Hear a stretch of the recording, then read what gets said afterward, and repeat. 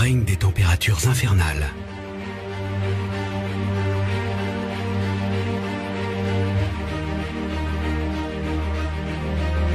Des horizons où les soleils se couchent deux par deux. Nous sommes en train de découvrir que l'univers recèle des mondes extraordinaires. Les exoplanètes.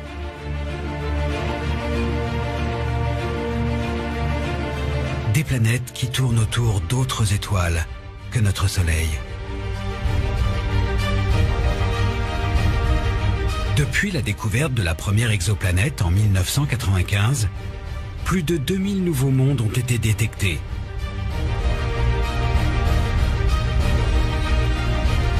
Parmi eux, certains pourraient ressembler à notre Terre et peut-être abriter une forme de vie. Pour comprendre ce qui se passe à la surface de ces exoplanètes, pour savoir si ces mondes peuvent être habités, les astronomes scrutent le ciel avec les meilleurs télescopes. Aux États-Unis, en Europe, au Chili et jusque dans l'espace.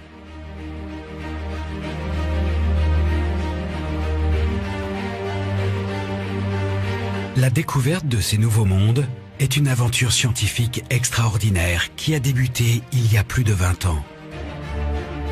Une quête qui semblait impossible et qui aujourd'hui bouleverse notre perception de l'univers. Cette aventure, c'est celle de chercheurs obstinés qui sont partis à la recherche de ces nouveaux mondes.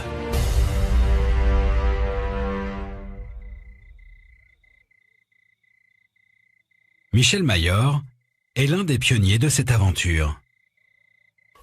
C'est cet astronome suisse qui, en 1995, a découvert la première exoplanète en observant les étoiles.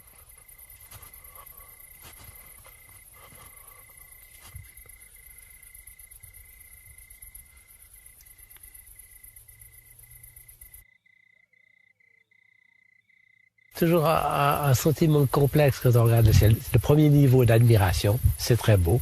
Et après des années, on reste émerveillé. À l'œil nu, l'homme peut voir au plus quelques milliers d'étoiles, 2, 3, 4 000, ça dépend de la qualité des yeux.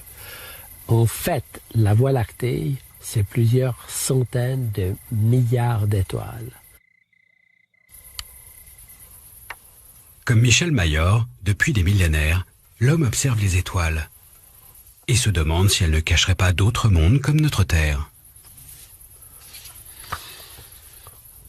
Les étoiles, c'est tous des soleils, c'est tous équivalents à notre propre soleil.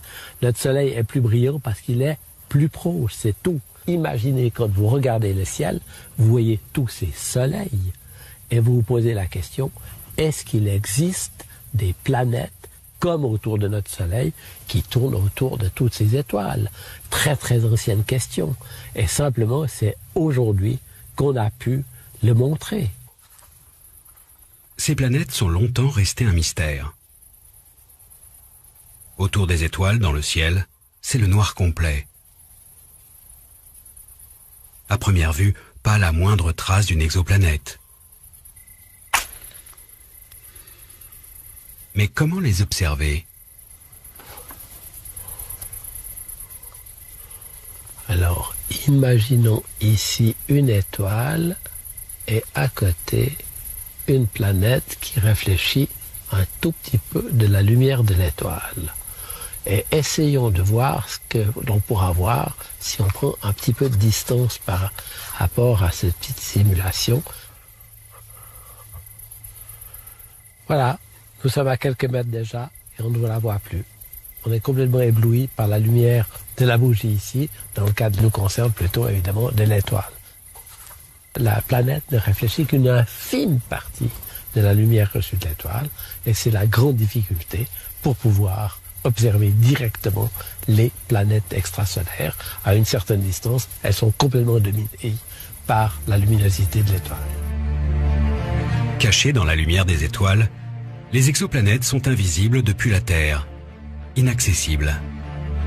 Leur quête semblait donc complètement insensée il y a encore 30 ans. Pourquoi perdre son temps à chercher des astres que l'on ne peut pas voir? Et pourtant, dans les années 80, quelques chercheurs obstinés vont décider coûte que coûte de partir à la recherche de ces mondes invisibles.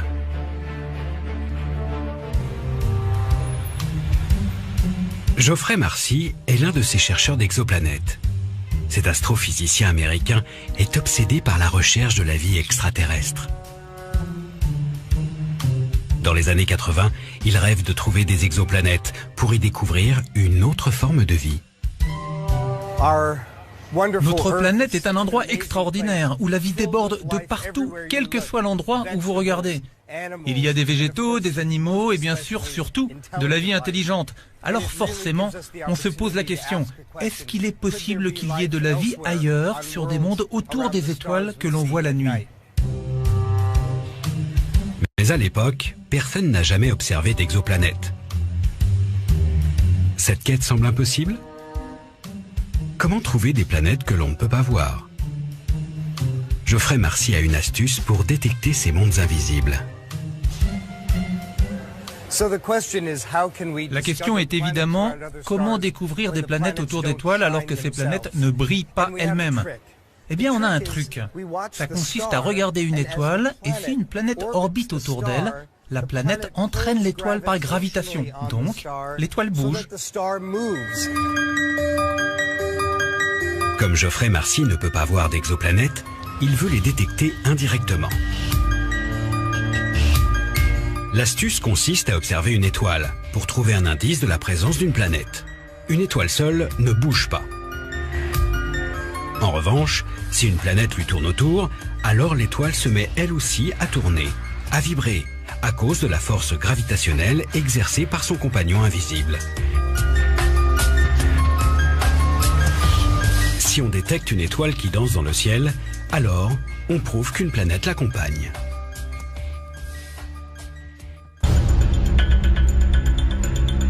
Geoffrey Marcy installe sur un télescope vers San Francisco un spectrographe, un instrument qui permet de mesurer ce phénomène. Dans les années 90, il passe ses nuits à scruter le mouvement des étoiles à la recherche d'une exoplanète. Mais à l'époque, ses collègues ne le prennent pas au sérieux. Quand je disais aux gens que j'étais en train de développer une technique pour trouver des planètes qui tournent autour d'autres étoiles, les gens étaient vraiment gênés. Ils regardaient leurs chaussures et disaient « Oh, tiens, il fait beau aujourd'hui, hein, n'est-ce pas ?» Ils étaient embarrassés pour moi, parce qu'ils pensaient que ma carrière était finie.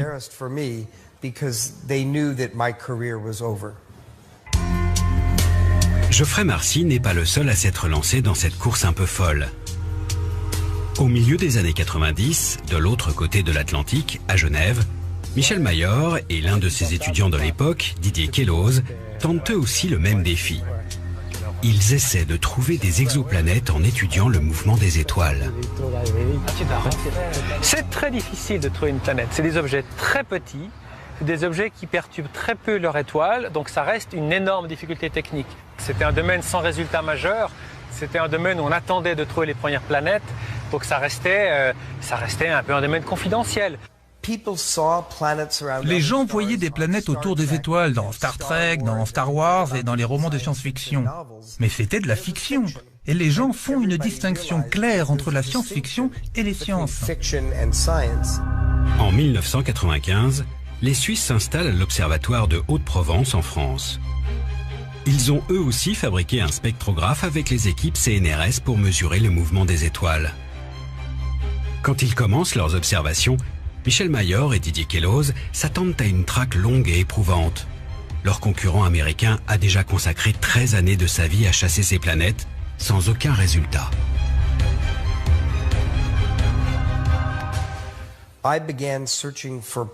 J'ai commencé à chercher des exoplanètes en 1983. J'ai travaillé tous les jours, les week-ends. J'ai travaillé le soir jusqu'à minuit, toutes les nuits, à essayer de développer la technique, l'optique, les logiciels. Mais je n'ai eu aucun résultat. Les Suisses, de leur côté, ont aussi passé plusieurs années à développer leur spectrographe. Mais quelques semaines après avoir débuté les observations, Didier Queloz a du mal à croire les données de leur instrument.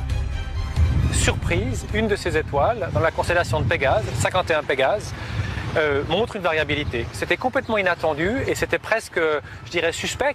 Donc la première réaction est de penser qu'il y a une erreur quelque part. Une étoile semble danser dans le ciel, ce qui veut dire qu'un objet lui tourne autour.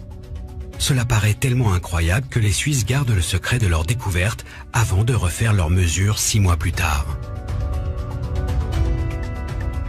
Et c'est à ce moment-là qu'avec Didier, on se permet quelques folies de trinquer avec du champagne et avec quelques gâteaux. La clairette de Die. La clairette de Die, exactement. Parce qu'à ce moment-là, on se dit, oui, on n'y échappe pas, c'est une planète. L'étoile qu'ils observent se situe dans la constellation de Pégase, à plus de 50 années-lumière de notre système solaire. Autour de cette étoile, 51 Pégasi B, la planète qu'ils découvrent, ne serait pas comparable à la Terre. Ce serait une boule de gaz géante, très proche de son Soleil, et dont les années ne dureraient que 4 jours. C'est facile à s'imaginer. Vous imaginez Jupiter, un peu plus petit, parce que la masse est à peu près la moitié. Simplement, elle est tellement près de l'étoile, 8 fois le diamètre de l'étoile, que la température à la surface est absolument gigantesque. On est bien d'accord, il n'est pas question qu'il y ait de la vie sur une telle planète, comme une planète géante gazeuse, et en plus à des températures terrifiantes.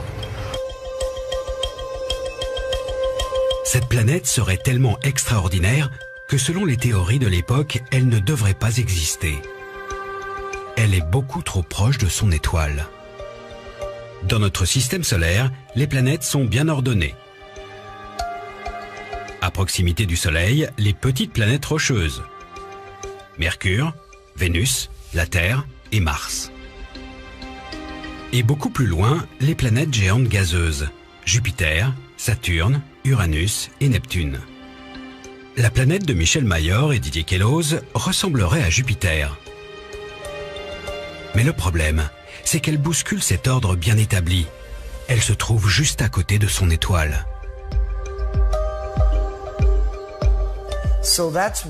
C'est pour cela que la découverte de 51 Pégasi B était si surprenante. Comment était-il possible, avec la connaissance de notre système solaire et une théorie qui disait clairement que les Jupiters naissaient loin de leur étoile, que 51 Pégasi se trouvaient ici? C'était fou, ça n'avait aucun sens. Cela semblait même défier les lois de la physique. Mais en fait, non. Une des conséquences majeures de cette découverte, c'est de montrer qu'il faut tenir compte d'un ingrédient physique majeur, qui est le fait que les planètes naissent loin et après peuvent migrer et se rapprocher des étoiles. Voilà, c'est en ça que 51 Pégase secouait nos connaissances relatives à la formation des planètes.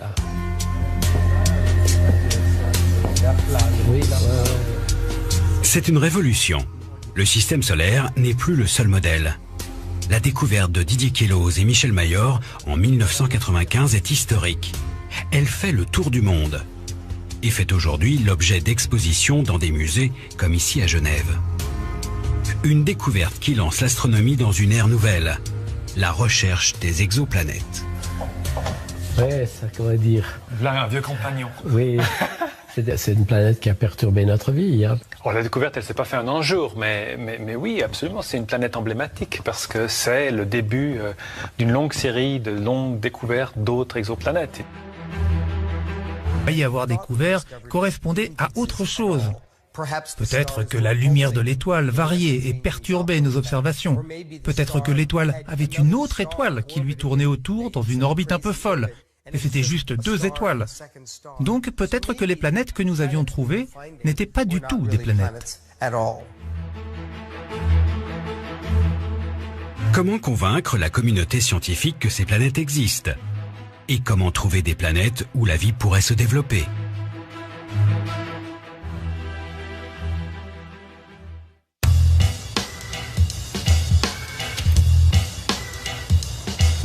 En 1999, un jeune étudiant canadien de 25 ans, David Charbonneau, s'intéresse à une technique d'observation qui va révolutionner la recherche d'exoplanètes. Voilà un soleil, et le soleil a une planète. Un transit, c'est vraiment très simple. À chaque fois que la planète passe devant son étoile, cela cache un peu la lumière. Et donc, pendant ce petit laps de temps, on voit l'étoile qui devient un peu moins brillante. La planète continue son chemin et l'étoile redevient plus brillante. Il ne se passe rien jusqu'à ce que la planète ait fait le tour complet. La deuxième fois que nous voyons un transit, nous connaissons non seulement la taille de la planète, mais aussi combien de temps il lui faut pour faire le tour de son étoile. David Charbonneau veut donc observer un transit. Une baisse de luminosité d'une étoile due au passage d'une planète. Et en 1999, justement, Michel Mayor vient de détecter une nouvelle exoplanète autour d'une étoile, qui répond au doux nom de HD 209 458. D'après ses observations, la planète passe devant son Soleil tous les 3 jours et demi. C'est vers cette étoile que David Charbonneau va pointer son télescope.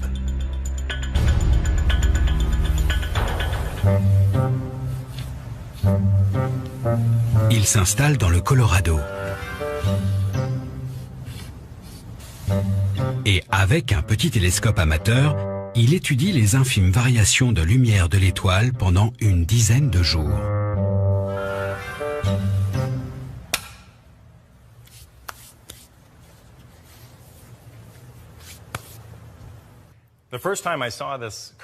La première fois que j'ai vu cette courbe, bien sûr, c'était sur mon ordinateur quand je collectais les données de HD 209 458. C'était la chose la plus excitante que j'ai jamais vue. J'étais le premier à voir cela. L'étoile brille d'une manière constante, jusqu'à ce que la planète lui passe devant. Nous pouvons déduire de la baisse de la luminosité de la courbe la taille de cette planète. Et ce qui est important, c'est que la deuxième fois que cela se produit, nous connaissons la distance entre la planète et l'étoile. Cette courbe simplissime va apporter de nouvelles informations cruciales sur les exoplanètes. Jusqu'ici, la première méthode de détection, le mouvement des étoiles, on connaissait la masse d'une planète. Maintenant, on mesure aussi sa taille. On peut ainsi dresser le portrait robot des planètes découvertes et le comparer au seul astre de l'univers où la vie ait été détectée, notre Terre. Mais qu'est-ce qui rend notre Terre si accueillante?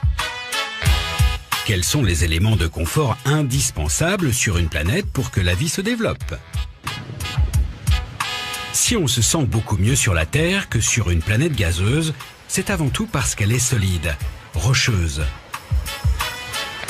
On peut maintenant savoir si une planète située à des années-lumière de chez nous a ce même niveau de confort, grâce au mouvement des étoiles et au transit.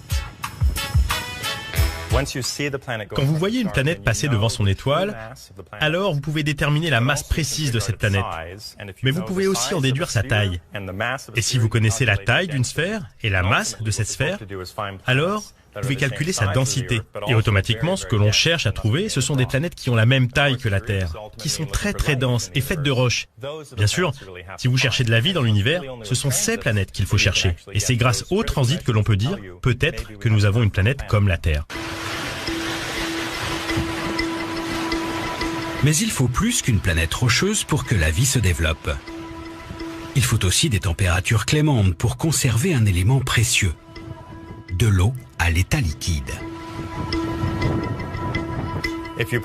Si vous avez une planète très très proche de son étoile, et s'il y a de l'eau à sa surface, alors elle va s'évaporer et partir dans l'atmosphère. Ce n'est pas vraiment l'endroit rêvé pour vivre. Si vous déplacez la planète un peu plus loin, il y a un moment où l'eau va se condenser et va former des océans. C'est le début de la zone habitable. Mais si vous continuez à éloigner la planète de son étoile, il y a un moment où l'eau se transforme en glace. Et ce n'est pas non plus un endroit idéal pour la vie. Donc, il y a cette zone ni trop chaude ni trop froide que l'on appelle la zone habitable.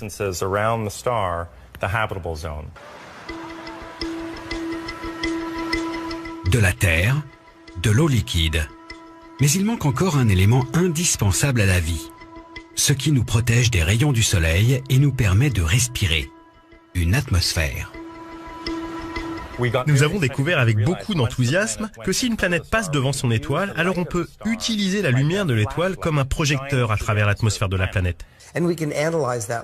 Et on peut analyser cette lumière.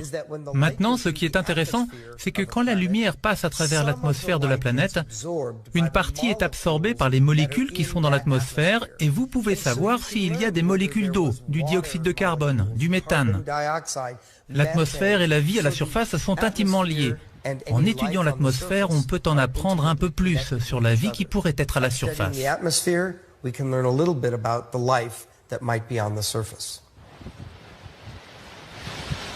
L'exoplanète idéale est donc une jumelle de notre Terre, rocheuse, à la bonne distance de son étoile et avec une atmosphère. Mais il est impossible de détecter ce type de planète depuis la surface de la Terre. Ces planètes rocheuses sont de petite taille. Quand elles passent devant leur étoile, la baisse de lumière est infime. Et notre atmosphère, comme un filtre, brouille la lumière qui vient des étoiles et nous empêche de détecter ces si petites variations.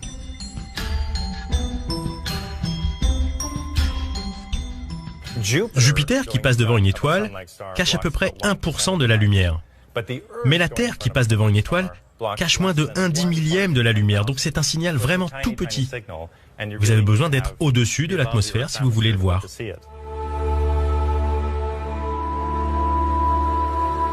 L'atmosphère est un rempart qui nous empêche de trouver des petites planètes comme la Terre.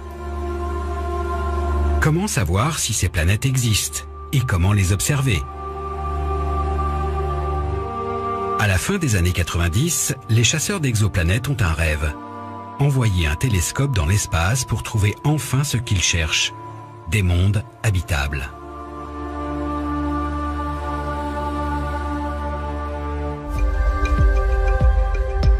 À la NASA, un astronome, Bill Berucki, se bat depuis des dizaines d'années pour lancer un télescope spatial à la recherche des exoplanètes.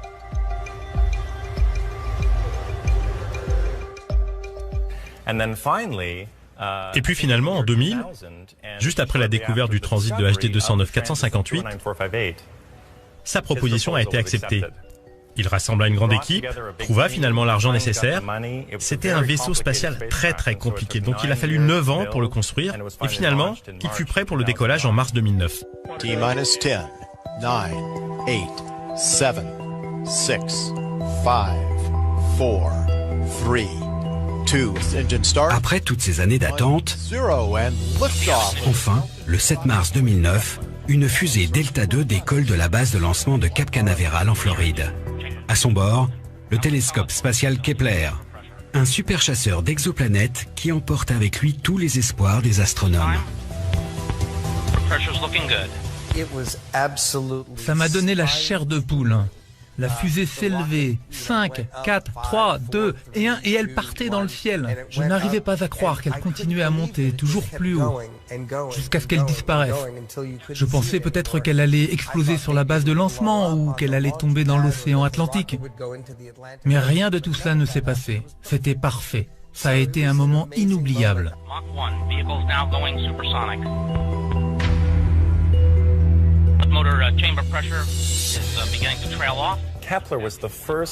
Avec Kepler, c'était la première fois dans l'histoire de l'humanité que les humains construisaient un instrument qui allait permettre de trouver une planète comme la Terre. Et donc pendant le décollage, quand je regardais Kepler s'élever dans la nuit noire et puis rejoindre son point d'orbite, je savais que ça allait être une grande première et que nous allions enfin pouvoir faire ces observations.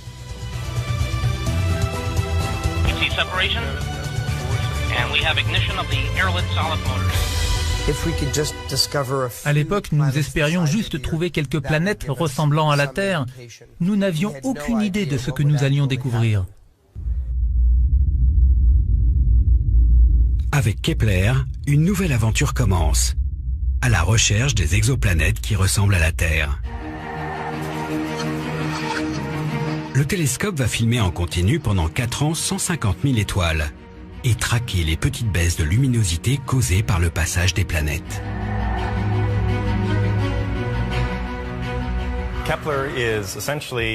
Kepler, c'est essentiellement un télescope de 1 mètre de diamètre, donc c'est un très grand télescope qui a observé une partie du ciel sans interruption pendant 4 ans. La lumière a été enregistrée sur une très grande caméra, un peu comme celle que vous avez dans votre téléphone. Mais c'était un capteur énorme, gros comme cela. Cette caméra avait un très grand nombre de pixels qui enregistraient chacun la lumière d'une étoile différente. En fait, c'était une caméra si précise que Kepler ne pouvait pas renvoyer toutes les données. Nous devions choisir à l'avance quelles étoiles nous voulions observer. Kepler nous a ainsi renvoyé les données de 150 000 étoiles, alors qu'il en avait observé plus de 5 millions. Les données à analyser sont gigantesques. David Charbonneau et Geoffrey Marcy font partie de l'équipe de la NASA qui traite les résultats de Kepler. Et au bout de quelques mois, ils découvrent avec impatience les premières planètes. Lorsque nous avons découvert la première récolte de données de Kepler, nous étions comme des enfants, ouvrant un trésor. Déjà, le satellite fonctionnait, et on pouvait voir des petites planètes, avec des orbites assez courtes. Évidemment, au bout de quelques mois d'observation, on ne pouvait pas voir les planètes très loin de leur étoile. Mais pour moi, la première découverte vraiment renversante, c'était une étoile avec plusieurs planètes autour. Les astronomes s'émerveillent de planètes qui, comme dans notre système solaire, dansent autour de la même étoile. Mais Kepler a encore mieux à révéler. Nous étions en train d'étudier une étoile découverte par Kepler qui s'appelait Kepler 10. Une étoile dont la luminosité baissait à cause d'une planète, une très petite planète. Et on se demandait si cette planète était de gaz ou rocheuse.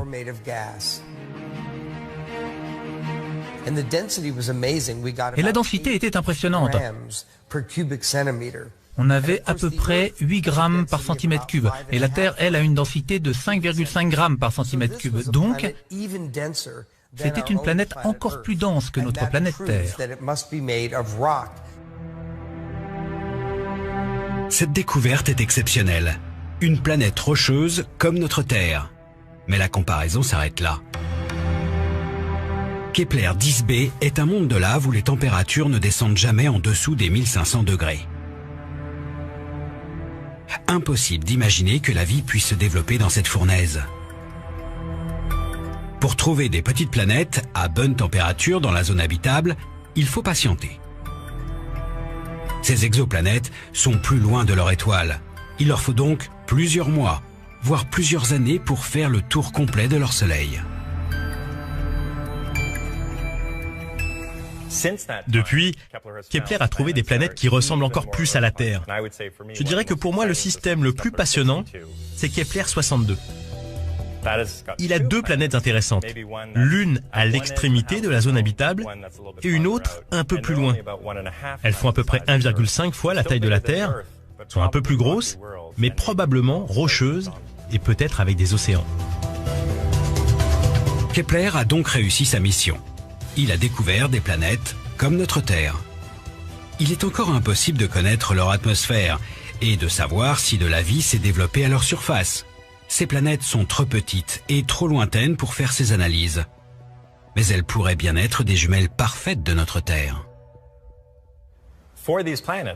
Pour ces planètes, on connaît leur taille, on connaît leur température, mais on ne sait pas avec certitude si elles ont des océans.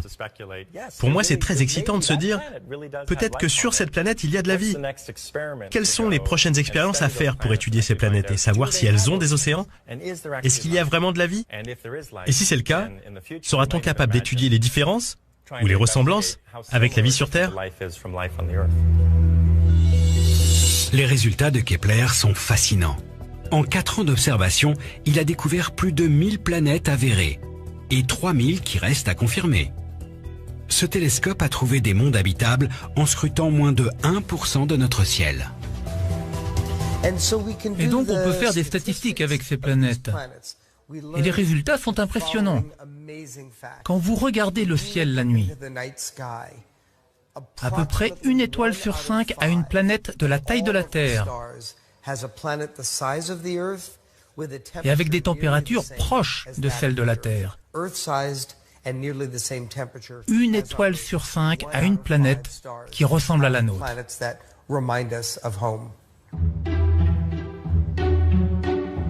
Kepler a bouleversé notre perception de l'univers. Il y a donc probablement des exoplanètes par milliards dans notre galaxie. Mais le satellite ne détecte en fait que des courbes, que des signes de leur présence. Les planètes restent invisibles. Peut-on voir ces mondes situés à des années-lumière de notre Terre ?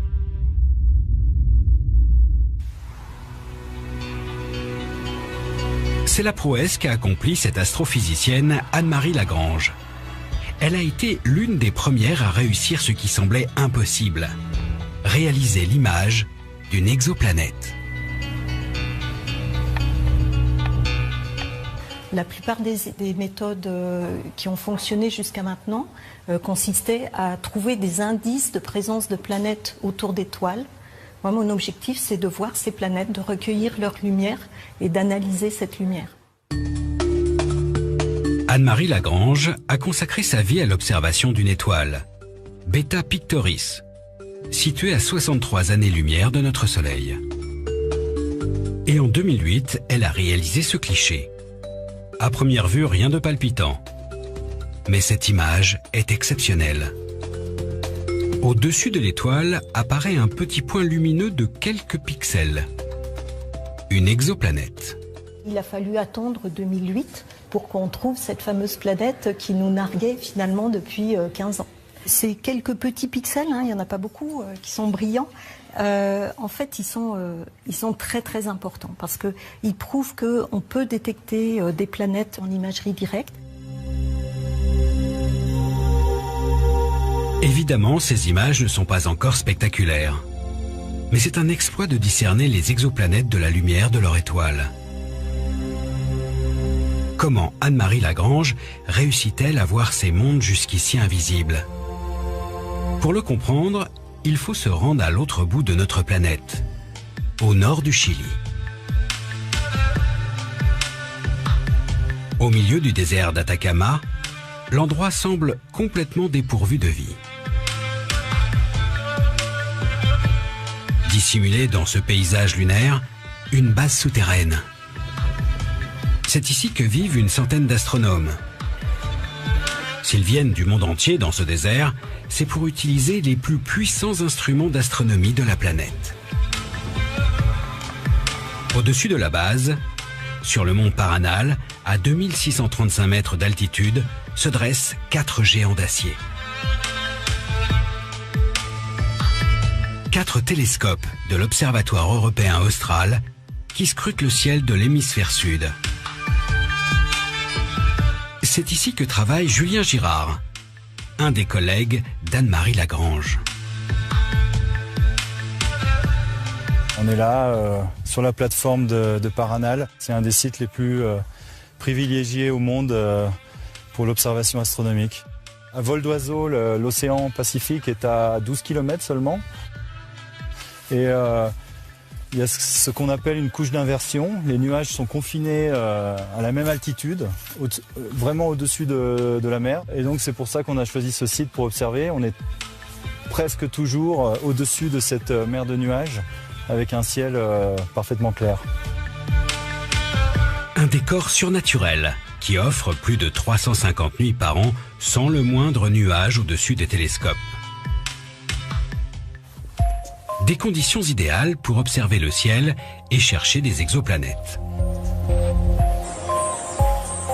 Au coucher du soleil, c'est une nouvelle nuit d'observation qui se prépare. Doucement, les télescopes commencent à s'animer. Des centaines de tonnes qui s'orientent avec 1000 précautions pour ne pas faire tomber le moindre grain de poussière sur le cœur du système. Un miroir parabolique de 8,20 mètres. C'est lui qui va capter la lumière des étoiles, les précieux photons qui ont traversé l'univers pour venir jusqu'à nous. Au pied de l'un des télescopes, une boîte noire guette les photons qui viennent des exoplanètes. C'est cet instrument qu'utilise Anne-Marie Lagrange pour réaliser des images des mondes invisibles. Ce qui se passe à l'intérieur de la boîte noire a été préparé ici, à Grenoble.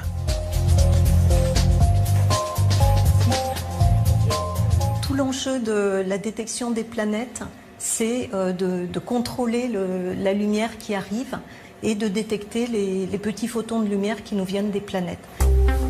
Dans ce laboratoire, tout se passe comme dans la boîte noire au Chili. Sauf qu'ici, c'est un rayon laser qui simule la lumière de l'étoile. Comment fonctionne cet instrument qui distingue la planète de son soleil? Alexis va tourner un bouton qui nous permettra de cacher cette étoile avec un masque focal.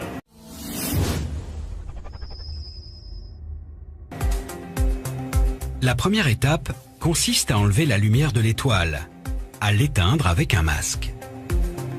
On a beaucoup de lumière qui nous arrive des étoiles, on a très peu de lumière par rapport qui nous arrive des planètes. Il faut enlever l'essentiel de la lumière des étoiles pour pouvoir voir le petit signal qui nous vient des planètes. Voilà, à ce moment-là, on va augmenter. La lumière de l'étoile a disparu, mais c'est encore assez confus. Toujours pas de planète. Autour de l'étoile, pardon. La traversée de l'atmosphère, maintenant, quand on observe avec des télescopes sur la Terre, les rayons lumineux en provenance des étoiles sont déviés dans tous les sens en permanence. En quelques millisecondes, ils vont faire des trajets différents, ce qui fait que quand on observe après sur notre détecteur, on va obtenir non pas une figure très, très propre, très marquée, mais au contraire une grosse tache avec de la lumière étalée partout. Pour y voir plus clair, un miroir déformable corrige les perturbations de l'atmosphère et nous permet d'apercevoir enfin un petit point lumineux à droite de l'étoile. Une planète. C'est ainsi qu'à des milliers de kilomètres, au Chili, les télescopes captent les images des exoplanètes. Quand le ciel s'illumine, les télescopes s'orientent lentement vers les étoiles. Sur le mont Paranal, c'est le calme total. Aucune lumière, même la plus infime, ne doit perturber les observations. Le spectacle de la Voie lactée est féerique. Mais les astronomes, eux, sont enfermés dans la salle de contrôle.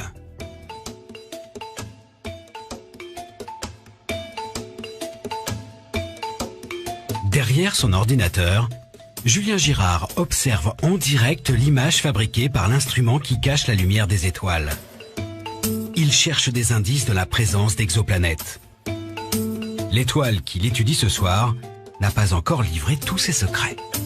Notre système solaire à nous, il a 4,5 milliards d'années. Et ça, c'est vraiment un bébé système solaire, quoi. Le cercle qu'on voit là, c'est réel, c'est du signal astrophysique. Donc là, c'est un disque protoplanétaire vu de face, complètement de face, puisqu'on le voit complètement circulaire. Et donc ça, c'est de la poussière autour de cette étoile jaune. Donc ce disque, on peut espérer qu'il ait peut-être formé des planètes, ou bien le sillon à l'intérieur a été creusé par une planète ou par plusieurs planètes. Pour l'instant, l'imagerie ne permet de voir que des planètes géantes et assez loin de leur étoile. Mais ces mondes cachés se révèlent désormais à nous. Voir des photons directs de planètes extrasolaires, savoir qu'on n'est vraiment pas tout seul, même si pour l'instant c'est des planètes gazeuses, on sait que personne n'habite dessus, mais c'est quand même assez impressionnant. Peut-être qu'elles ont des satellites d'ailleurs où il peut y avoir de la vie, hein. Même si on ne peut pas les détecter, c'est possible qu'un jour on le fera. Et c'est vrai que c'est assez motivant d'être au début de cette quête.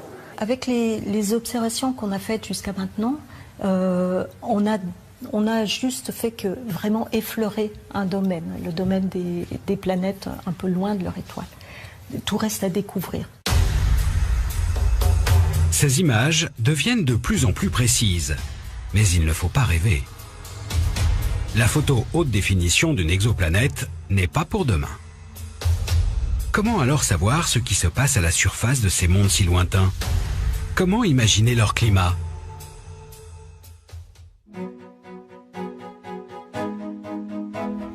C'est la mission de Franck Celsis.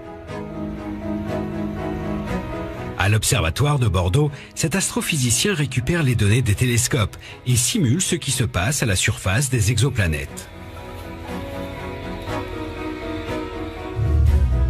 Loin des instruments d'astronomie, sur ordinateur, il crée des cartes météo de ces nouveaux mondes. T'as pu avancer là? Ouais, je viens d'avoir les derniers résultats là, de la simulation. Aujourd'hui, avec son collègue Jérémy Lecomte, il s'intéresse à une planète rocheuse, dans la zone habitable. Mais sur cet astre, la météo est bien différente de celle de notre Terre. Cette planète Kepler 186f, on pense, on n'a pas pu l'observer, mais on en est convaincu, qu'elle présente toujours la même face à son étoile. De la même façon que la Lune présente toujours la même face à la Terre. Et ça a des conséquences climatiques assez dramatiques, puisqu'il y a tout un hémisphère de la planète qui ne voit jamais la lumière du Soleil. Alors justement, là on voit par exemple sur ce côté-là, on voit plutôt l'humidité. Donc humidité qui est très forte du côté jour, puisque c'est comme dans les tropiques, en fait, le Soleil évapore beaucoup d'eau.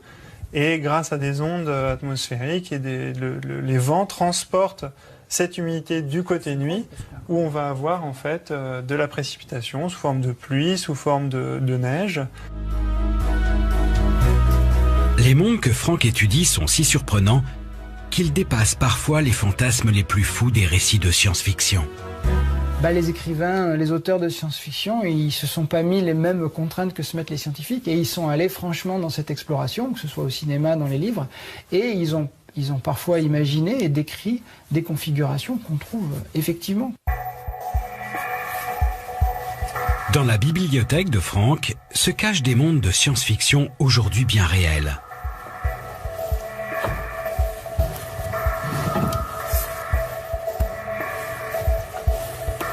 Comme dans ce récit de 1953, où l'auteur imagine un explorateur posant le pied sur Mescline, une planète à très forte gravité. Lackland avait une masse d'environ 80 kg. Son scaphandre, un miracle de technique en son genre, pesait tout autant. Sur l'équateur de Mescline, donc, homme et scaphandre pesaient approximativement 425 kg. Il n'aurait pas pu faire un pas sans un ingénieux servomoteur dans les jambes. Alors ce qui est fascinant, c'est que on n'a pas exactement Mescline dans l'inventaire des exoplanètes, mais on a des planètes qui ont des gravités plus faibles que la Terre, et des planètes qui ont des gravités beaucoup plus fortes. Un des cas extrêmes, par exemple, est une planète qui s'appelle Kepler 10c. C'est une planète qui fait environ 2,3 fois le rayon de la Terre et qui pèse 17 fois plus. Et donc, sur cette planète-là, on a une gravité qui est environ 3 fois la gravité terrestre, c'est-à-dire que quelqu'un qui pèse 80 kg sur Terre va peser 240 kg sur cette planète-là. Les auteurs de science-fiction ont aussi souvent décrit des planètes océans, entièrement recouvertes d'eau. Et il y a une exoplanète qui s'appelle Gliese 1214b, qui a été découverte par David Charbonneau avec son projet Emers, et dont la masse et le rayon tentent à nous faire penser qu'on a là une planète océan, probablement sans continent et très très riche en eau. Est-ce que la vie peut trouver un chemin dans un monde comme ça? C'est une question que l'on se pose. La NASA a découvert une autre planète qui a fait rêver tous les fans de la saga Star Wars. Kepler 16b tourne autour de 2 étoiles, comme la planète Tatooine sur laquelle Luke Skywalker admire un double coucher de soleil.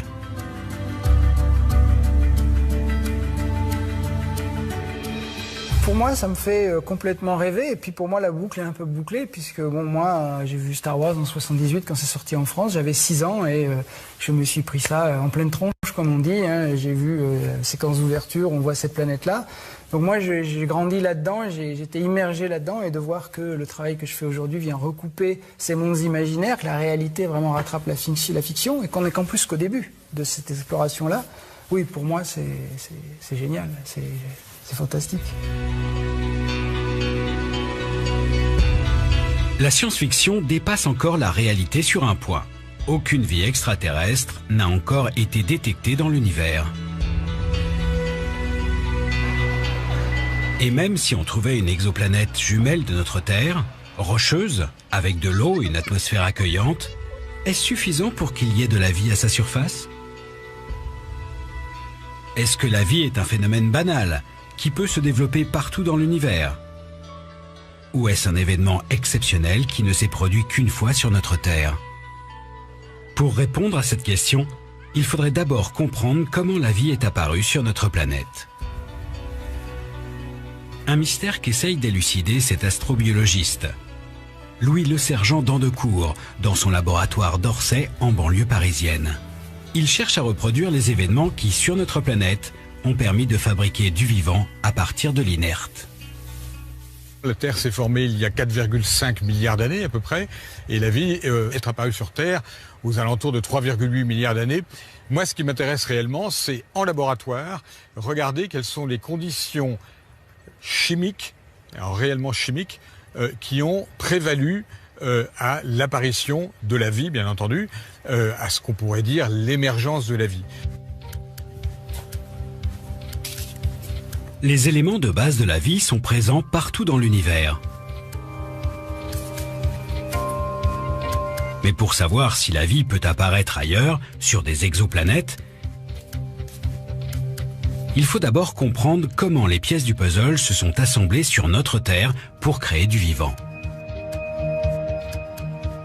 Tous les éléments que vous avez ici proviennent effectivement des étoiles. Donc le lien entre le cosmos et le fait qu'il y ait de l'inerte et du vivant, il est assez évident. Le problème, c'est que moi, ces pièces de puzzle, je ne sais absolument pas comment les relier l'une à l'autre, et surtout si c'est moi qui le fais, eh bien, en quelque sorte, je vais tricher. Et donc, il faut essayer de contourner ce problème en se disant comment est-ce que je veux pouvoir organiser la matière en intervenant dessus le moins possible, mais dans des conditions qui, d'une certaine manière, dupliquent ce qui s'est passé sur la Terre à ce moment-là. Dans son laboratoire, au milieu de tous ces tuyaux, Louis d'Andecourt essaye de reproduire la naissance de la vie. Il manipule des molécules présentes dans l'univers, du méthanol, de l'ammoniac, de l'eau, et les soumet aux conditions qui existaient sur Terre il y a plusieurs milliards d'années. Et il observe ce qui se passe. Pour l'instant, il arrive ainsi à créer des briques élémentaires de la vie comme des acides aminés ou des sucres. On est encore très loin de cellules vivantes. Mais pour cet astrobiologiste, résoudre le mystère de l'apparition de la vie est essentiel pour imaginer sur quelle exoplanète ce phénomène a pu se produire. Si ça mène à un résultat tel qu'on peut montrer qu'il y a des systèmes chimiques bien sélectionnés qui brutalement prennent la place de tous les autres, eh bien je pense qu'à ce moment-là, on aura très rapidement tendance à dire, même au télescope assez rapidement, dire cette planète-là, elle n'est pas intéressante, celle-là par contre, oui, elle possède un intérêt. Et je pense que ça donne aux chercheurs d'exoplanètes, ça leur donnera une motivation extrêmement importante. La quête scientifique de la vie extraterrestre est lancée. Grâce aux recherches des astrobiologistes, grâce aux découvertes des chasseurs d'exoplanètes, nous pourrons peut-être un jour détecter d'autres mondes aussi fertiles que la Terre. De nouveaux instruments permettront bientôt de mieux observer les exoplanètes. En 2018, le James Webb Telescope s'envolera dans l'espace. Et sur Terre, en 2024, un télescope géant de 38 mètres de diamètre, l'Extremely Large Telescope au Chili, permettra de faire des images plus précises de ces mondes. Le champ d'exploration est inouï. 2000 exoplanètes ont été détectées aujourd'hui, mais il en reste des milliards à découvrir. Cette aventure lancée par quelques astronomes en 1995 n'en est qu'à ses débuts et s'annonce comme l'une des plus passionnantes que la science va mener. C'est fantastique de se retourner sur ces 20 dernières années et de réaliser qu'à cette époque, nous ne connaissions pas d'exoplanètes. Nous ne savions même pas si notre système solaire était rare ou répandu. Maintenant, on sait que les planètes comme la Terre sont probablement très communes. Et je me sens chanceux, fier même, que Michel Mayor, David Charbonneau et moi-même, ainsi que d'autres gens, ayant vraiment fait avancer ce champ de recherche qui, finalement, n'en est qu'à ses débuts. Pour moi, ce qui serait génial, ce serait de commencer ma carrière comme astronome et de la finir comme biologiste. Nous sommes la première génération à avoir la technologie pour chercher de la vie ailleurs dans l'univers. Il y a plus de 2000 ans que les gens se posaient de telles questions. Et cette question a été débattue au cours des 2 derniers millénaires, au niveau philosophique, évidemment. C'est un énorme privilège pour notre époque d'avoir pu transformer ce vieux rêve de l'humanité en un objet de la science d'aujourd'hui. Grâce à ces hommes et ces femmes qui ont découvert des nouveaux mondes à des années-lumière de notre Terre, nous ne regarderons plus jamais le ciel comme avant. Au-dessus de nos têtes, derrière une étoile, se cache peut-être une planète qui bouleversera le destin de l'humanité.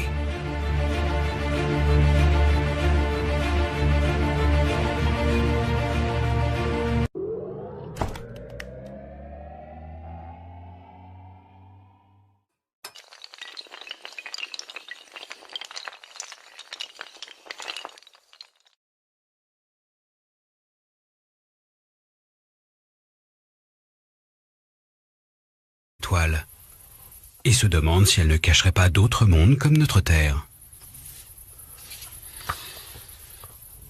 Les étoiles, c'est tous des soleils, c'est tous équivalents à notre propre soleil. Notre soleil est plus brillant parce qu'il est plus proche, c'est tout. Imaginez quand vous regardez le ciel, vous voyez tous ces soleils et vous vous posez la question, est-ce qu'il existe des planètes comme autour de notre Soleil, qui tourne autour de toutes ces étoiles. Très très ancienne question. Et simplement, c'est aujourd'hui qu'on a pu le montrer. Ces planètes sont longtemps restées un mystère. Autour des étoiles, dans le ciel, c'est le noir complet. À première vue, pas la moindre trace d'une exoplanète. Mais comment les observer?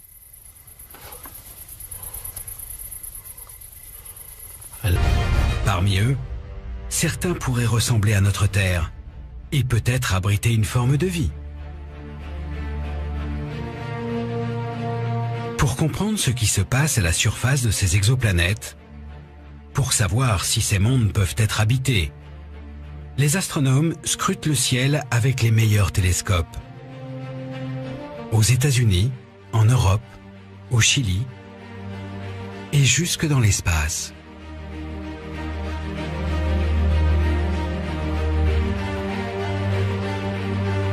La découverte de ces nouveaux mondes est une aventure scientifique extraordinaire qui a débuté il y a plus de 20 ans. Une quête qui semblait impossible et qui aujourd'hui bouleverse notre perception de l'univers. Cette aventure, c'est celle de chercheurs obstinés qui sont partis à la recherche de ces nouveaux mondes.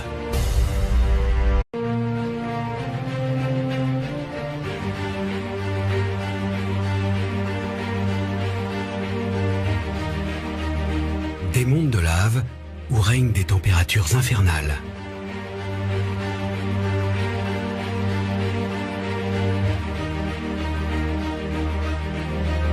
Des horizons où les soleils se couchent 2 par 2. Nous sommes en train de découvrir que l'univers recèle des mondes extraordinaires. Les exoplanètes.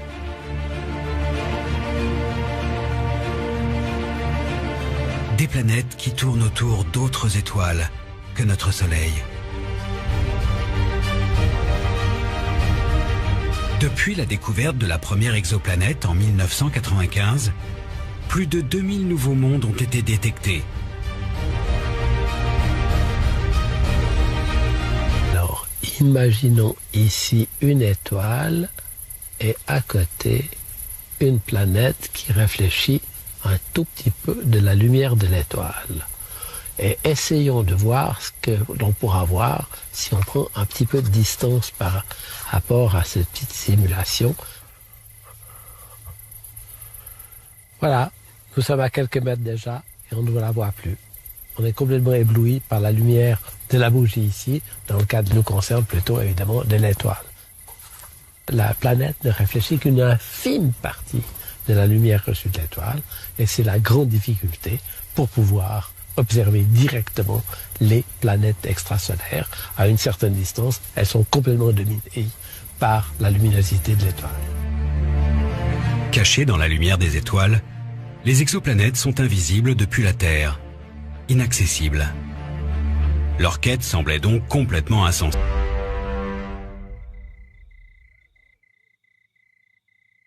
Michel Mayor est l'un des pionniers de cette aventure. C'est cet astronome suisse qui, en 1995, a découvert la première exoplanète en observant les étoiles.